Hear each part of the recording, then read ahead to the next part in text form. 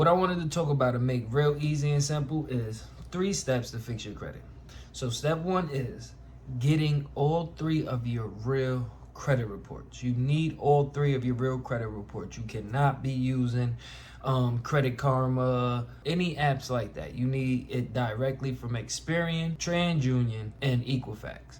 You could go to annualcreditreport.com and get all 3 of your credit reports for free right now. Then from there, you can use DisputeAI, which is an AI app, to now upload your credit report. It stores none of your data or personal information to help now analyze your credit report to now properly dispute errors. Why do you need your real credit report? Let's say you wanted to contest something in a legal manner or go to court, and you bring in a credit report from, let's say, like I said, Credit Karma, to fight a dispute from Experian. Experian has no legal connection with Credit Karma. So if you bring a report from Credit Karma and to Experian, be like, yo, listen, I have errors, they're not going to respect it because it's not the information from them being the main data furnishers. So boom, you have to get your reports directly from Experian, TransUnion, and Equifax. We also would get into secondary credit bureaus that also hold certain information that when you do go to, let's say, dispute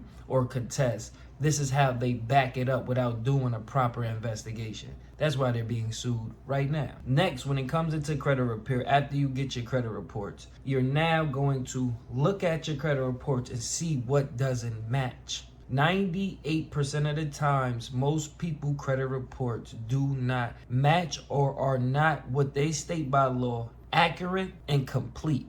Your credit report has to be accurate and has to have complete information. Can't have half information. It makes sense? When you get your credit report, evaluate on one credit bureau what doesn't match, and then now you're going to be able to correlate that same account with all 3 credit bureaus. If it don't match on Experian and then now it doesn't match on Equifax and TransUnion, you have 3 ways of now getting that account off your report. But you can't do that disputing online.